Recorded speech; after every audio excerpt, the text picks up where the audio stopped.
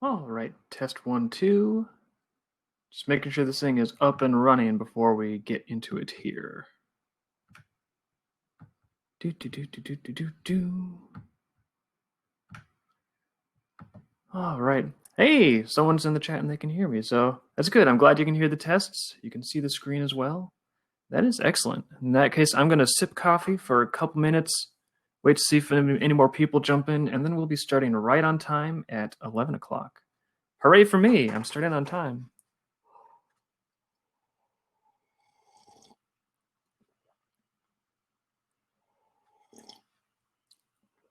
And with the power of caffeine, we will have a lively little presentation. Hopefully it'll be pretty concise and informative. I don't want to take up too much of your time, but I want to get as much info in as I can. Oh, hey, hello, Nathan, and thank you for being the moderator on the panel. I appreciate it. Caffeine coffee, just straight up black coffee right now. So how are you guys doing this morning? You guys having coffee or anything fancy over in your parts?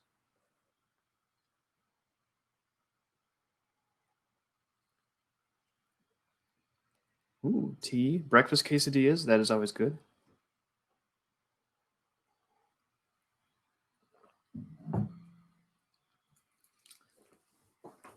All right, 10:59.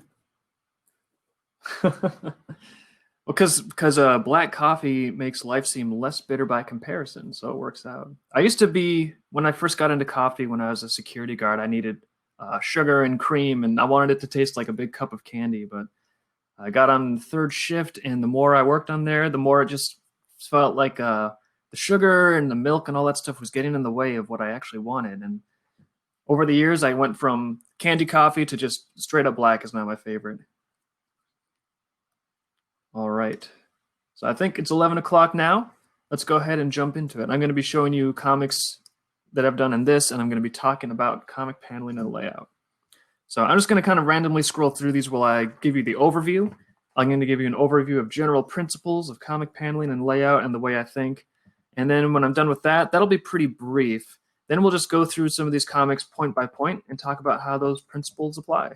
So comic paneling and layout.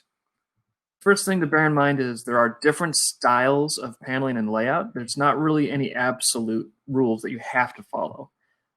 There's general principles. So when you hear people telling you, here's how to do it, here's what you got to do, think of those as tools and just have as many tools in your toolbox as you can. And based on the needs of your story, you can apply those tools as is appropriate. And the other thing I want to emphasize right off the top is when you're doing comic paneling and layout, you really need to think like a director of a film, because the thing with comics, it's a visual medium, but it's missing a lot of used to being consumers of television and film. We do not have sound. We do not have camera movement. We don't have editing. And those are tools that directors use in cinema to convey a mood or, adjust the pacing, all kinds of things. So the thing is, we don't have those tools, so we have to really maximize the tools that we do have at our disposal.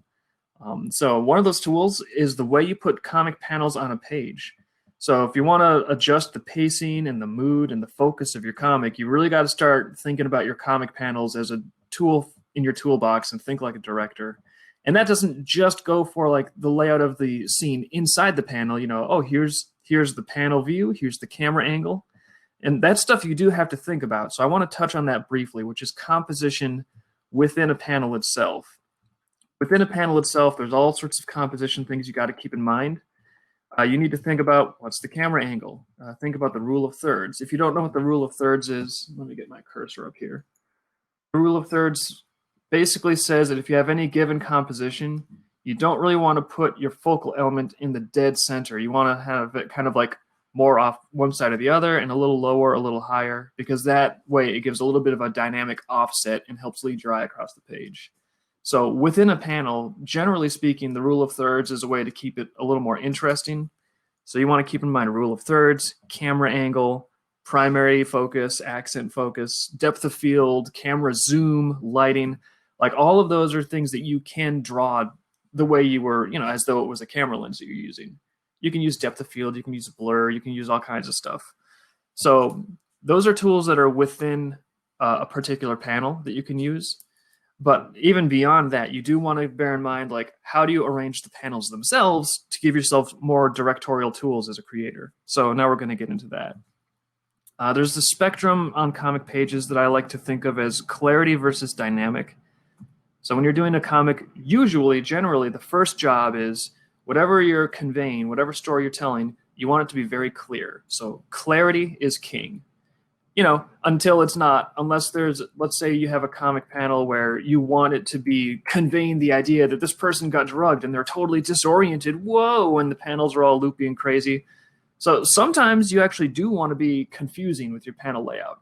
But the key is you don't want to be confusing on accident. If you're going to be confusing to the reader, do it on purpose so there's an intent behind it. So generally speaking, you want to make sure that your panel layout is clear. On the other side of the spectrum, you can have totally clear panels that are just like, I'll even go to the first one in this little lineup of samples I got. Totally clear panel layout, completely works. Just a row of boxes, box, box, box, box, box, box, box, box. And this is our first Prelude comic, actually. It's kind of based off of the Sunday morning, newspaper format where that's the space you got, 4 boxes, there you go.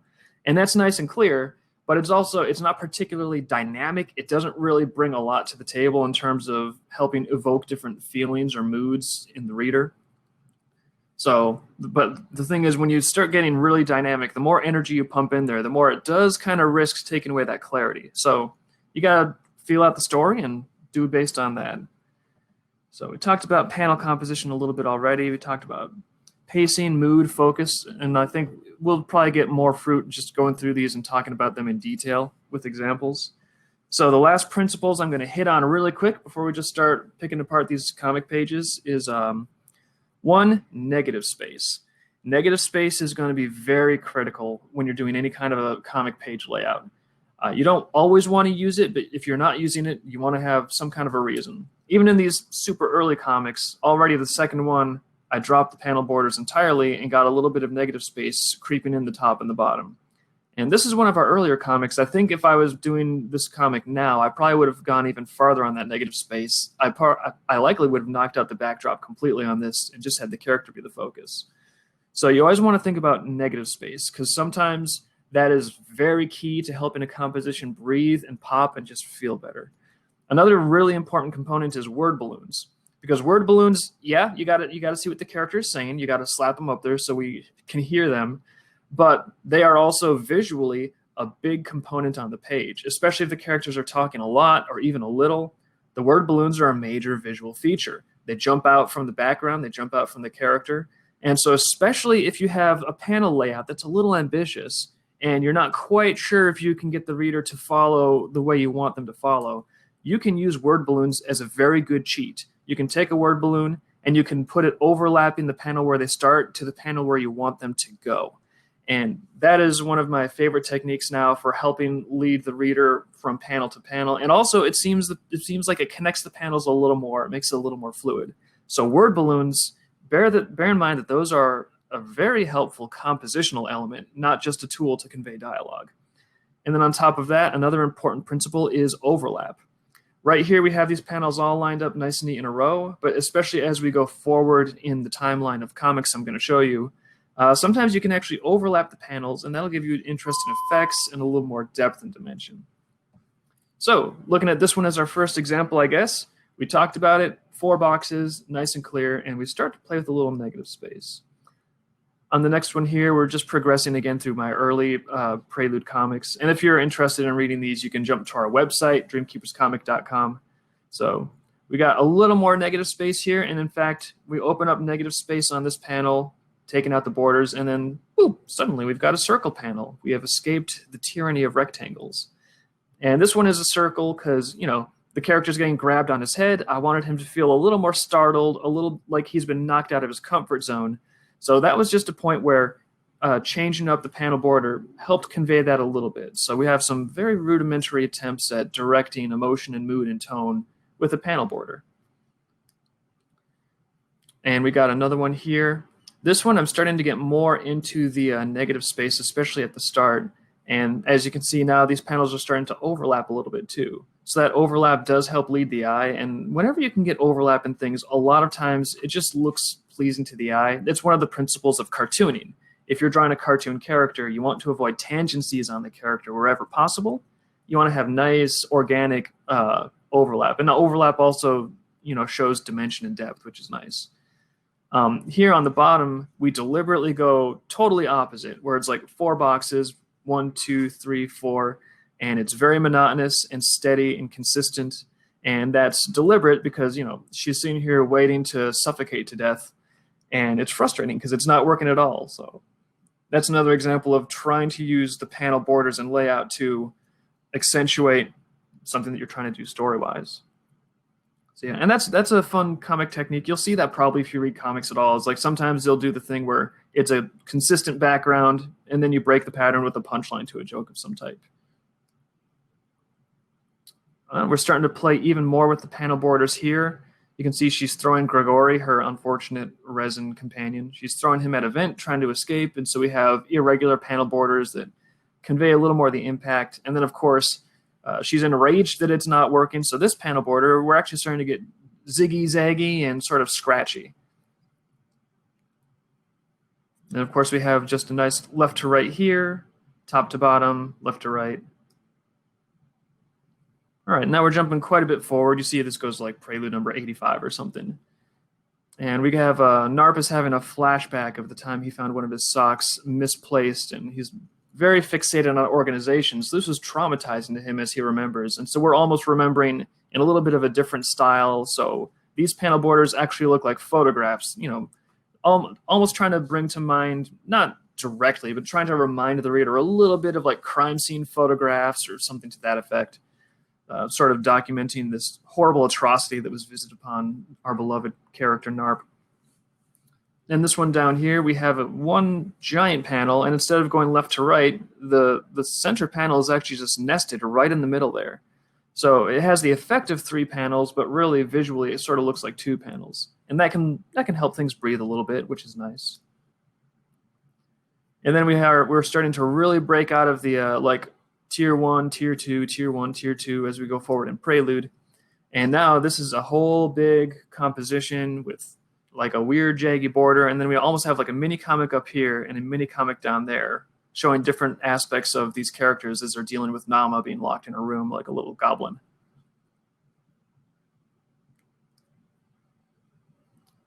This one I really like the negative space, especially down here where we have Garon asleep and drunk. I forget why. Mace decides it's going to be a great idea to wake him up by smashing him in the face with an oar. It doesn't end well, but I think especially when you have these dark night scenes, if you have a lot of dark scenes and dark panels, that can make for interesting lighting effects and cool things, but you pull way back from the page and take a gander at it from the long view, and the whole thing can kind of look dark and muddy, and sometimes that can just make it difficult for the reader to look at it and keep on looking at it because there's no real value contrast, and it's hard to get clarity, and there's no breathing space. So then if you go down to something like this and you just pop the background out, no darkness, completely white, but at the same time, the reader's not confused. They understand it's a stylistic convention. They don't think the characters are suddenly in the Matrix, looking for Neo or something. They get that, yeah, we've established a setting. It's the same setting. You can see before and after. They're still there. But this is just a nice stylistic convention to let the image breathe and feel a little more relaxed and a little easier on the eye. It really does help readers to have negative space used like this throughout a book. It makes it much easier for them to stay with it and keep flipping pages. And then we got this is always fun. V is thinking about a little diagram of like what exactly is going on. And so this was just another way to use the paneling to sort of reflect, here's her thought process.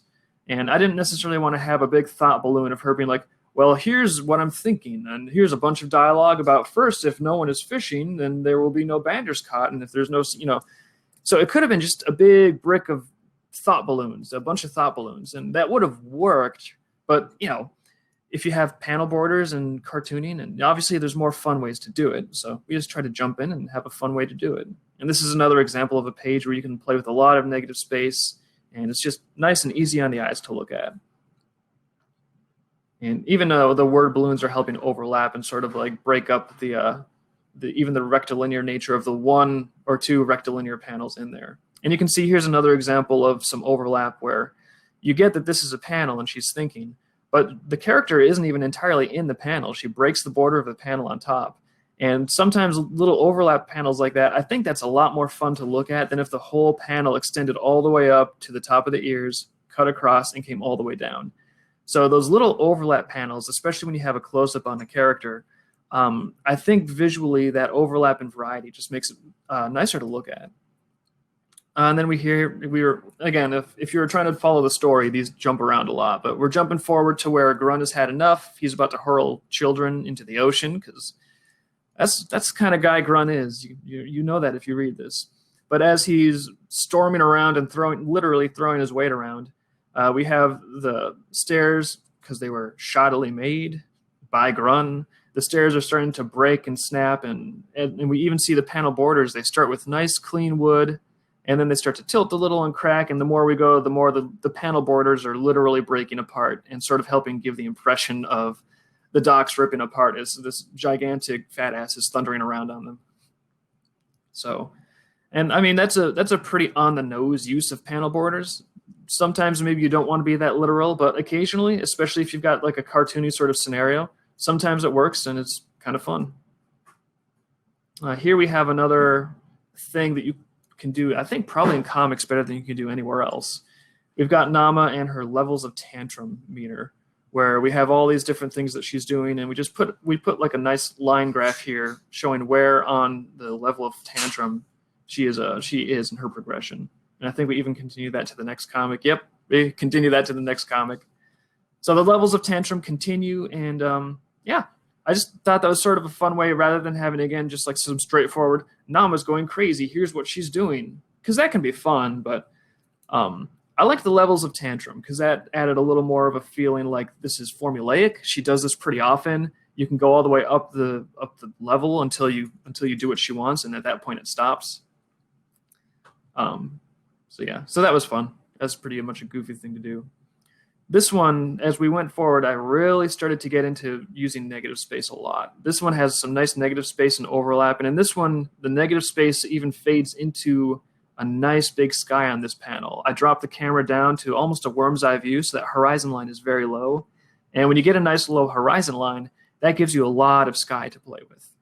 And I mean, it's not like it's critical to understanding the narrative to have a really pretty sky, but I just like to do it. I really, really like to make beautiful scenes, and it's more immersive and it's more fun for the reader to be in. I feel like it's like taking a vacation if you can really put yourself in the scene that way.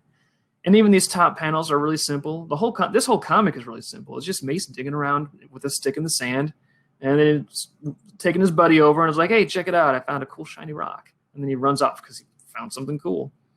But we have nice organic panel. There's not even panel borders up here. We just use the sand to kind of imply that there's 2 panels. This panel border has a little bit of something stylistic going on, just to kind of tie it in with the idea of like a sandy beach, some overlap there. So I guess this is probably one of the examples that I'm pretty pleased with in terms of panel layout and how you can get some nice aesthetic effects. And then we have a dead bird. We're going from that to this nasty carcass with flies buzzing around it. You're welcome. So this one, the panel borders, we still have a pretty sky. It's not totally disgusting. Calm your horses down. But the panel borders here are a little more rectilinear, just kind of like jaggedy and a little shaky, sort of reflecting how the characters are kind of shaken up over what happened in the sequence of events here.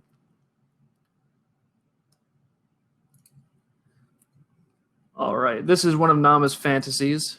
And actually, that's another thing that I was trying to get the panel borders and the colors to do in this, but the panel borders also is, these panel borders are kind of like crazy and energetic and all over the place, and it's a very clear contrast to down here. So it's really supposed to give the impression that she's got this bizarre fantasy, these people are out to get her, monsters bursting through the floor, you know, her pet Resin Grigori. In her fantasies, he's a little more formidable. So you got monsters bursting through the floor. You got people being pulled apart in, you know, Stretch Armstrong fashion. And then you cut to reality, and it's just her trotting along the hallway. Like, yeah. And again, I think that especially in this comic, really pushing the dynamic, crazy panel borders and colors was sort of key to helping define fantasy versus reality in a way where I didn't have to, like, you know, make a giant thought balloon and be like, this is what she's thinking, and then this is what's real. You can kind of have fun with it, and the reader understands what's going on if you calibrate it right. Over here we got just a classic tower guards trying to catch Nama. For anyone that's not in the loop, she is an illegitimate child of the city's lead politician, so she's been sort of locked away, and she doesn't appreciate that, and she's always trying to get out. And the guards, they're not necessarily bad guys, but it's their job to make sure she stays safe and not running amok.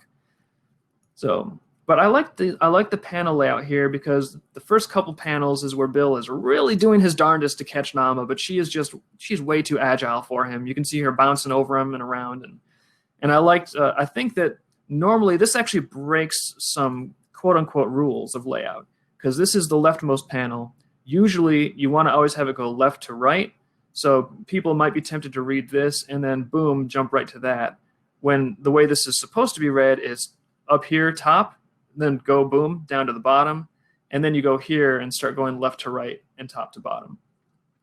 And normally I don't think this would really work, and it does run a little risk of confusing the reader. Sometimes I get a little ambitious with my panel layouts, and I try to push the envelope a little bit, so occasionally I'll probably do stuff that doesn't quite work, but it's always expanding my repertoire, and I think that just it helps me in the long run. Even if in the short run you have a misfire, you're stretching your abilities, and that's going to give you more and more tools to have more versatile layouts down the road. But I think this one still works because these panels are so distinct and visually cohesive. They look like they go together. They've got this unifying sort of just color shape, just this nice color shape in the background that ties them together. The same sort of ground setting, the same figures, and it even looks like a 1-2 pose. Like first she bounces up here, and then she goes down there. And even like the motion arc of the character, this background shape kind of helps pull you into a circle right here. So those elements, and especially the fact that these are borderless panels, and they're the only real borderless panels on the whole page, I think using all those little tricks, it let me get away with breaking the rules here. So that's why I say, you know, there's not really any absolute right and wrong way to do anything.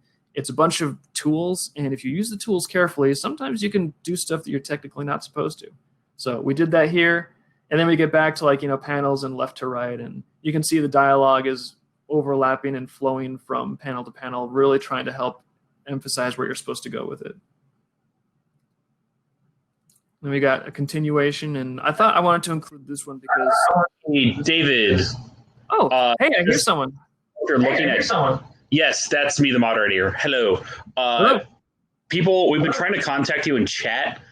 Your video and your audio are 3 minutes behind or so. Oh, man. So I don't know the solution. Are you using an actual PowerPoint or a video? I'm just using OBS. When I logged in here, it gave me the option to choose like a webcam or OBS as a webcam. I'm not entirely sure what the solution could be. What if I just try logging out of the session, back in, and then maybe they'll recalibrate it? Maybe. Okay. So I'll be back in just a minute. Everyone, hold on tight. We'll figure this out. Yeah. Thank you for alerting me. Oh my God! You should score your first again. Here. I can't read the chat then. Here, Super Nathan. Let's hear the chat. I can't read the chat then. Yeah, be cute. I can't read the chat. Cute on camera. Okay, I guess I kind of can. Your eyes are big enough. Don't look at me like that.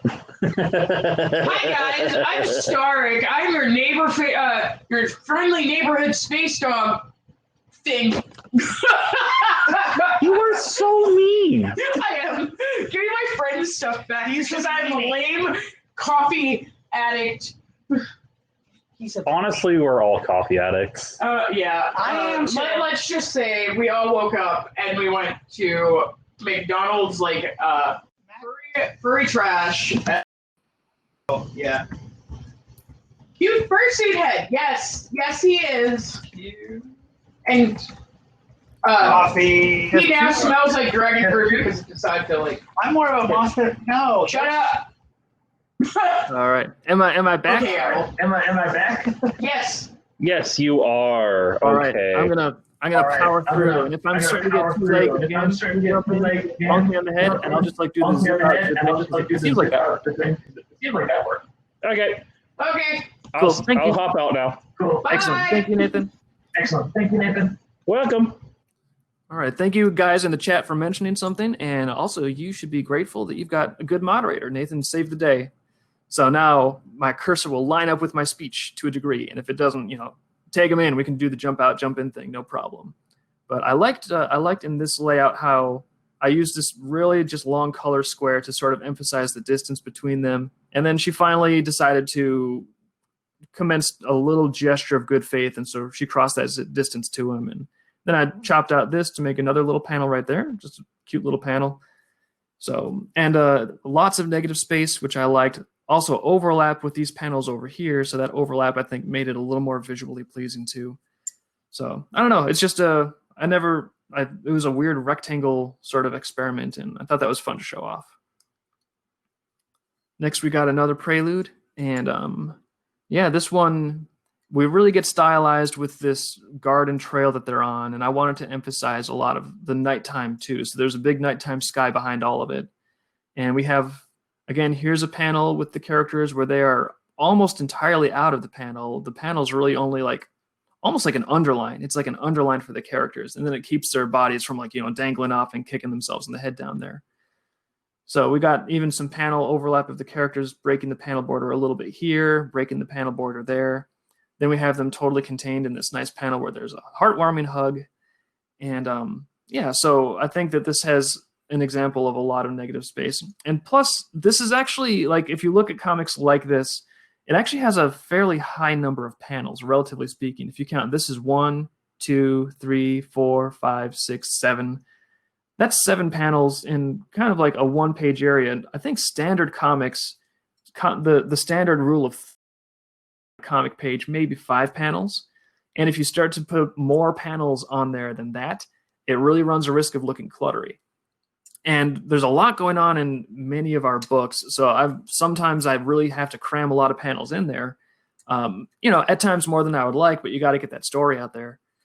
And so one of the techniques that I have for trying to keep the layout from getting really just like condensed and cluttery and claustrophobic is stuff exactly like this, where you just knock out the panel borders, get some overlap, get a lot of negative space. And I think that lets me get away with a high panel count sometimes, but it doesn't feel like it's a clustered, like claustrophobic panel count. When you're reading it, it still feels kind of nice and open and flowing because of the use of negative space and all those things. Here's V, just she's having a bad day. There's some context that leads up to that, but these panel borders are just scritchy, scratchy, angular, and emphasizing that she's angry and frayed and not at her best. So another example of the style of the panel borders trying to convey or accent what the emotional content is of the subject matter. Here we got this is another sort of strange layout, because again, this little sequence, it doesn't go left to right really. It goes 1, 2, 3, and then 2, and then 4 here, and then 5, 6, 7. So it's a weird progression. But this is another example of where word balloons are a really good cheat.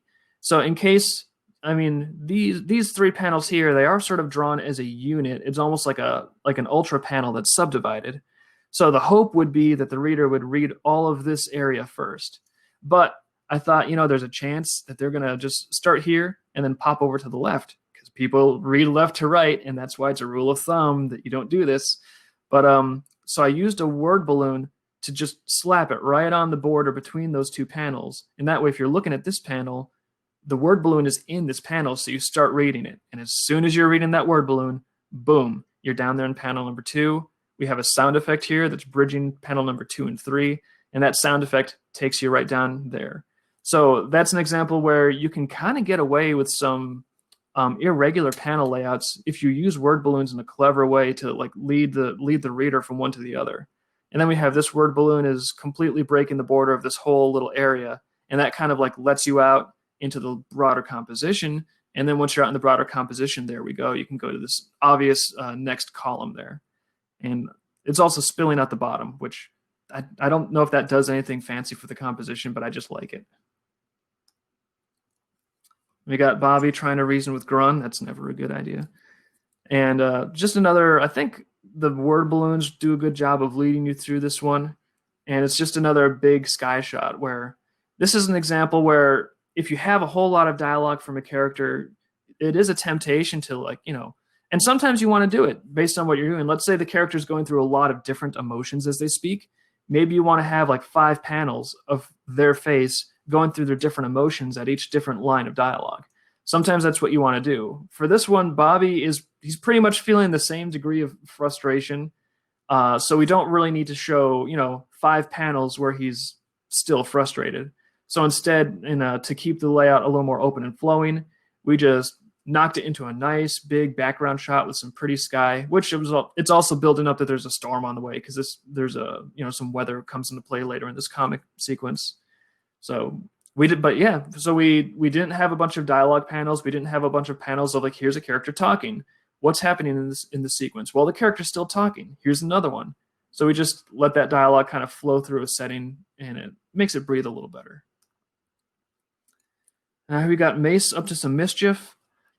This is one of those examples where I think the middle is technically a single panel, but it's sort of like one space, but the character's running through it, doing things, and you can track their movement.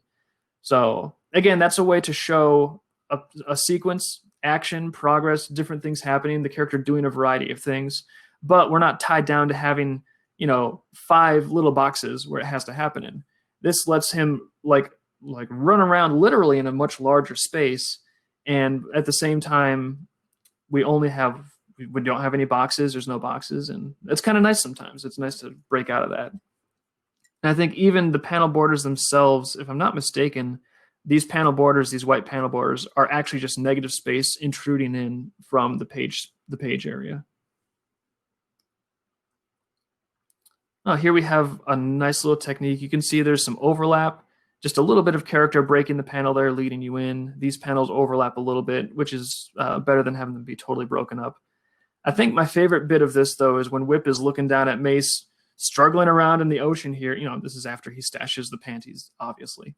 But he's looking down at Mace, priority number 2, and the character and the foreground itself, the foreground is actually just negative space that has been knocked out of that overall background panel. So that's another thing you can do with negative space and panel layout is sometimes your characters themselves and even foreground elements and items in the composition, they can be a panel border and they can be negative space. And I think it came out looking pretty cool here, especially with the color contrast and the deep ocean colors behind him. And here we have V approaching Grun's orphanage, and she's given it a nice long look, and then we sort of see from her point of view, just a disaster area. There's all sorts of evidence. I think this is technically vomit. Chaos has been happening, and the panel borders kind of accentuate that. They're all broken up and fragmented and topsy-turvy. But V's used to chaos. She's seen a lot of this stuff before, so she stays calm and just pulls out the hammer. I guess that's what you do when you're in her situation. But this is panel borders being used to sort of accentuate the broken, chaotic mess that she is surveying. And here we have, this one was directly influenced by Calvin and Hobbes. I believe there's a famous Calvin and Hobbes cartoon or comic, I should say, where Calvin and Hobbes are just dancing. They're just dancing, and there's no panel borders. And then at the end, there's like a cute little punchline. But really, the whole comic is just to show these characters dancing around and, showing off their cartoony behavior. And so V and Bobby are having an altercation. They have a disagreement. They're trying to wrestle one another into submission, but they're not trying to hurt each other because, he's already hurt. That's the whole point, is she doesn't want him to go out and do something that is additionally dangerous. She's trying to force him to stay in place. So we just said, heck with the panel borders. We're going to have a sequence of characters, and it was fun to do. We're starting to get to more recent ones now. I should probably start jumping through these a little quicker because you kind of get the idea. Like the stuff I've been talking about, I'm hitting some of the same points repeatedly, so I think it's starting to sink in. This is just one big establishing shot, and then I use the setting itself to make a nice broken contour, and lots of negative space use. You hear me say negative space quite a lot. There's more of it here. Also some panel borders overlapping each other. The overlap, I think, really helps lead the eye from this panel to overlaps there, goes to that panel, overlaps here, goes to this panel. And then we have this background setting where the background is actually overlapping on top of this foreground panel, which I've never done that before, I don't think, but it was fun to do. I kind of like how that came out there. Now we got one of Vanth and Dylan criticizing his video gaming. So I think you know the drill by now. We're breaking the panel borders with the characters, gives it a little more of a free feel. Actually, this one is the opposite. Usually we have the characters jumping out the top of these micro panels. This one we have a micro panel and the characters' heads are kind of located in it, but their bodies go all the way out the bottom. So again, once you, especially if you start out sort of simple and you introduce some of these elements as you go through, you can almost train your readers on different stylistic conventions, and they'll start to understand what you're doing. This is Vanth stepping in something unpleasant. Negative space, some of the tricks you've seen before, overlap. Nice, weird sort of setting contingent panel border where it's like, the roots and branches and tree trunks and cliffs are actually sort of making the jagged edge of these borders. Here's one. This is actually changing up from Prelude to a few graphic novel pages I pulled in here. For those that don't know, Prelude focuses on these characters when they're kids. In the graphic novels, they're a little bit older, but bloodthirsty monsters are trying to slaughter them and dominate the world. So this is one where Mace is being attacked by a Sandman. He's just trying to get out of there because that's probably the smart thing to do. But it's the middle of a storm, and this big bottom panel, this is where I was, this is actually probably earlier work than a lot of those Preludes we were looking at. In terms of me chronologically as a creator. Yeah, this was like 2005, maybe 2006. But even then, I knew that I wanted, like, of all these panels, of all these 4 panels, one was the most important and would have the most impact. And the one that I wanted to have the most impact was the one where there's this massive wave crashing in and just launching Mace into the ocean. These other ones are important, but they're still subordinate. So even in terms of like basic stuff, like how big should you make a panel? You got to think about, well, on the page, what is the most important thing that this page needs to convey to the reader? Which panel is the most important, the most impactful?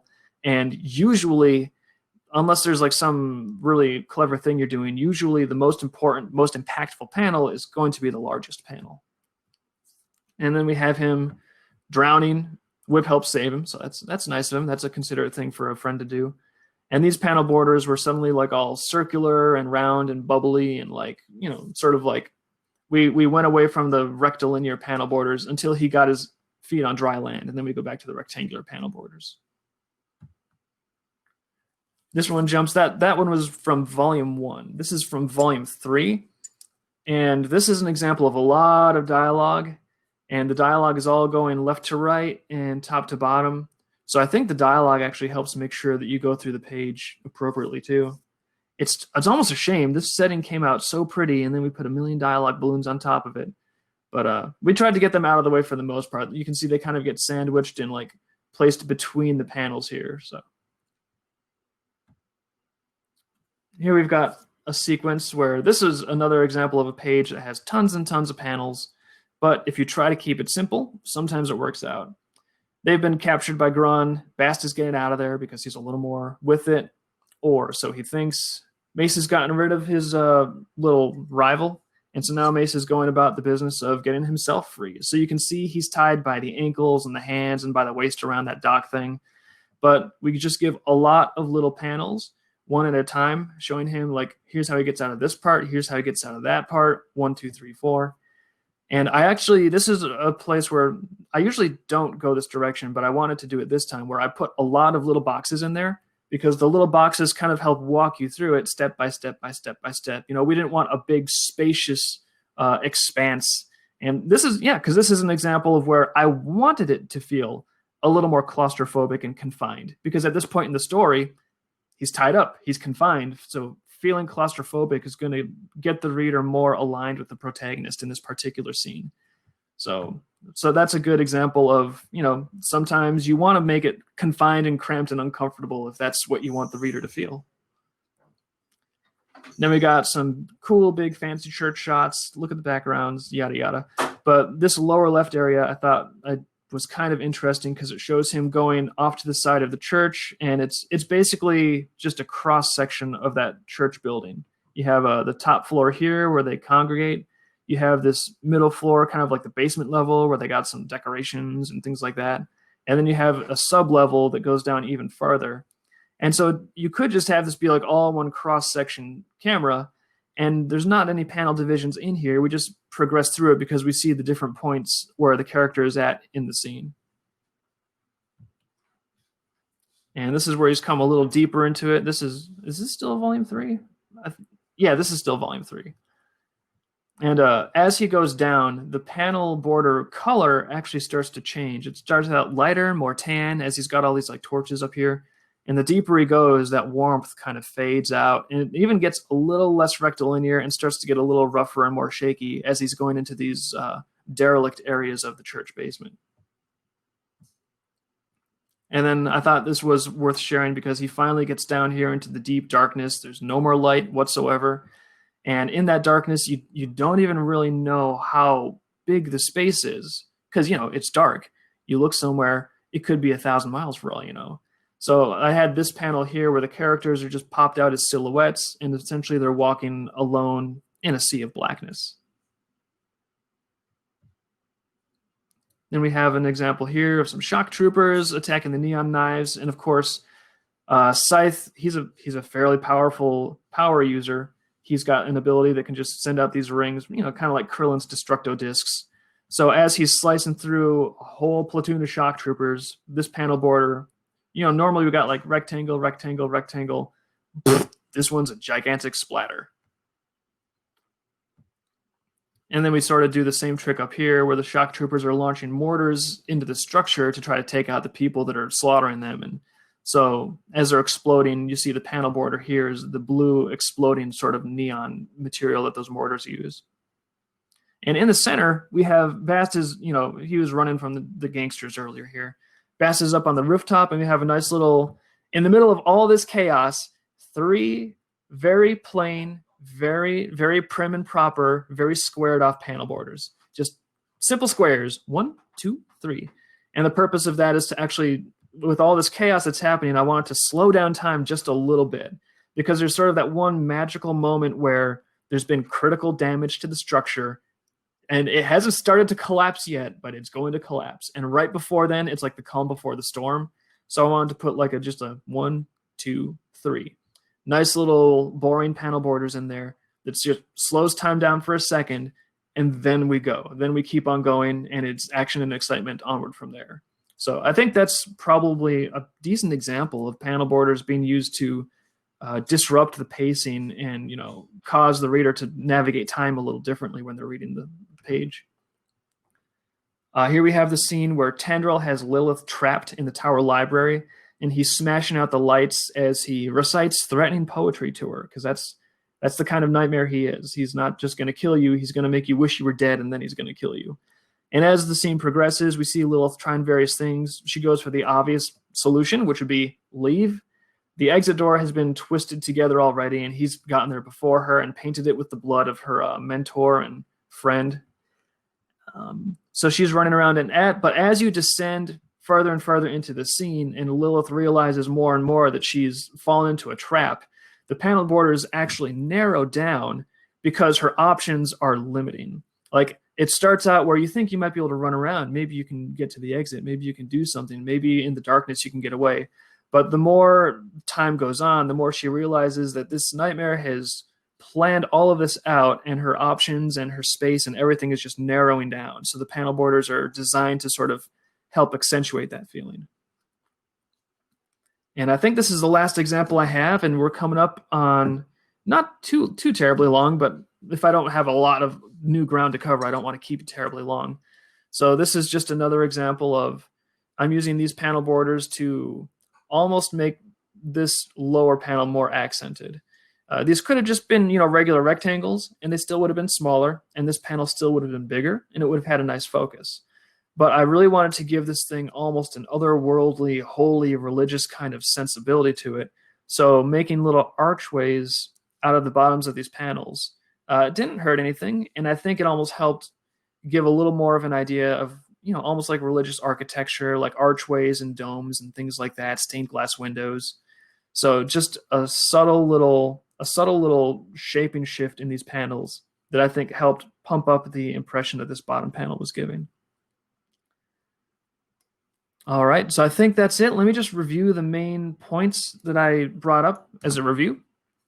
So yeah, there's different styles of panel layout. For example, you could look at something like Blacksad, and I don't think he uses almost any of these techniques. There's no weird overlapping panels, generally speaking. There's no weird panel shapes. It's just box, box, box, box, box, box. And it works fantastic because Blacksad, it's a film noir sort of style.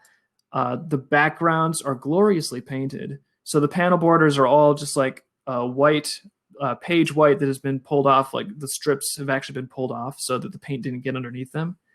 And with Blacksad, because the backgrounds are so intricate, and because it's supposed to be kind of like a dry, gritty film noir, I don't think it would have been really appropriate to get all weird and loopy with like, whoa, look at this negative space, look at this overlap, because it's not at all cartoony, despite the fact that the characters, technically they're cartoons, I guess, but if you look at it, that's not really the feel it's trying to give. So Blacksad's an example of you can just go straight forward, just put some boxes in there.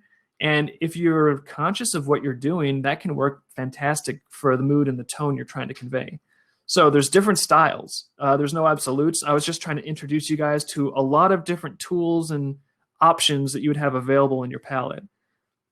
So as always, when you're doing something, think like a director. Think about what you're trying to convey on that page. Think about what the reader is supposed to be feeling. And think about panel borders as a potential tool to help them feel the way they're supposed to. And so that would, of course, even extend into like, what is the overall stylistic sensibility of your story? Is it like a Blacksad where you want it to be a little more dry and straightforward and still beautiful? Or is it going to be something more cartoony and out there? Because you can even have something, I think we published Firebrat, and that's like just as cartoony as it gets. That's Saturday morning style. And some of the panel borders there are really fun and use a lot of these techniques that we've been talking about. There is a spectrum of clarity versus dynamism. So if you have things be super, super clear, sometimes you sacrifice a little bit of energy, a little bit of dynamic qualities. But if you have things be too dynamic, you might be cutting back on the clarity. So it's a spectrum to keep in mind. Panels can help you with pacing in the story. They can help you with the mood of the reader. They can help define the focus of a page. And we touched on it briefly. It wasn't really the focus of this, but within each panel, you still have to think about camera angle, composition, the rule of thirds, primary versus accent, depth of field, the zoom of the camera lens, because there actually is, if you draw a perspective correctly, you can make a camera lens that is zoomed in versus a camera lens that is zoomed out, and it's just to do with like the way the perspective is lined up. So, but that's a little bit outside the scope of what we were talking about. We were more talking about panel layouts on a page. And big things that you can use as cute little tools are word balloons. Word balloons can be a great cheat to help lead you from one panel to the next when the layout might be a little confusing. Negative space. Negative space can really help clean up a layout and make it breathe and make it feel a little more pleasant to look at. And overlap. If you have things overlapping, usually that makes it pretty fun to look at too. You don't always want all of these techniques, but you do want to be aware of all of them and use the ones they're going to make for the best results on the page that you're making. So yeah, I think that's it. That's about all I had to talk with you guys about. Let me just check the chat really quick here and see if there's any questions so you can enjoy Infinity Screen. Perfectly in sync now. Awesome. Thank you very much, Nathan, for making that work. All right, I'm gonna wait for the lag to catch up because I know usually when you're streaming, there's a little bit of a lag, like a minute or two before people hear it. So just so you know, you guys got a couple of minutes. If you have any questions, pop them in the chat. I'll hang around for another couple minutes, read any questions, and then I think we'll call that mission success.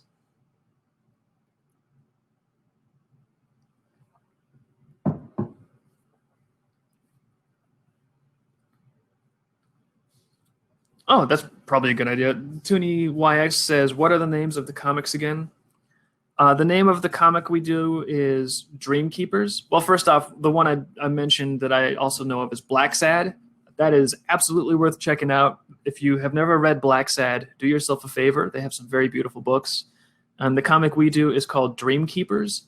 And you can read Prelude and the first 4 graphic novels on dreamkeepers.com for free. There's also a free app if you want to read them on your phone and you've got an Android device. Oh, wait, dreamkeeperscomic.com. Sorry, I just got corrected by Liz because I'm a dum-dum. Let me just type it in the chat. So there we go. So Prelude you can read on our website. You can read the first 4 graphic novels. And actually the 5th graphic novel, we're going to have a Kickstarter for that. October 7th is when that's going to launch. So we're almost ready to launch our next book. In terms of where you can buy them, if you go to dreamkeeperscomic.com, there's a store page. In that store page, you can jump in there and you can buy books, and you are very, very welcome to do that. And thank you. Another note, though, the Volume 5 Kickstarter is going to include an omnibus of volumes 1 through 4, like a hardcover omnibus. So if you're interested in picking up our books, first of all, thank you, and I hope you enjoy them. But if you're about to go and buy volume 1, 2, 3, 4, if you really want to own all of them, it might be better to wait for the Kickstarter October 7th, because then you can get just one giant omnibus of volumes 1 through 4. Although, I mean, if you do want to buy them separately, that's totally cool too. It's whatever you like to do the best. I just want to make people aware so that they don't be like, wait, I just bought 4 books. And now there's a cool omnibus. If only I would have known. So I just want you guys to have all the info. Kigai Holt says, do you like to plan word bubbles as you're planning the panels, or do you put them in at the end? And that's interesting because I actually had a transition there. Initially, I did not plan the word bubbles at all. I would just thumbnail out the comic panels and have oh, here's this character, here's that character, here's the panel layout. There we go. And I'd slap the word balloons on top later.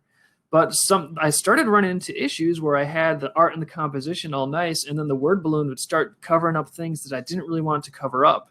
So I have since, over the years, more and more so, I've started planning out the word balloons in my thumbnail sketches. So I don't, write out everything word for word, but when I put it down there, I've got the script in front of me. I can kind of guesstimate how much space it's going to take. So now every time I do a thumbnail, the word balloons are absolutely part of the planning process. Blue One says he will buy a copy of Dreamkeepers at some point. Well, thank you very, very much, and I hope you enjoy it. We've got a lot of comics to get into at this point, so we'll keep you busy.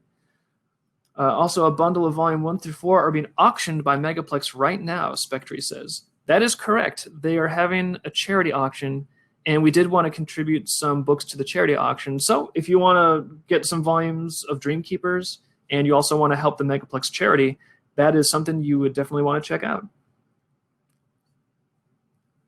And then Kigai mentions that's what I'm doing these days. So they are ahead of the curve. They're doing word balloons in their compositions probably right off the bat. I'm a big dum-dum. It took me a few years of banging my head against the wall to realize I should start doing that. All right. Well, I think that is all I've got. Thank you very much, everybody, for listening. I hope this was helpful for you. I hope this comes in handy.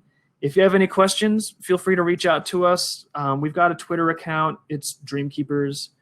We've got an email. There's all our contact info on the website, dreamkeeperscomic.com. So thank you for watching. I hope this helps with your comic making projects. I hope this helps level up and boost your efforts. And if you have any questions, feel free to reach out. Thank you very much to Megaplex Online for inviting us and letting us have a panel here. You guys have been great. And you even helped me with technical stuff live in the thing. I had no idea that we were lagging that bad. So thank you, Nathan. Thank you, Megaplex. I hope all of you guys have a great rest of the event, and be sure to check out the rest of the Megaplex panels because you're going to have a good time. Take it easy, folks.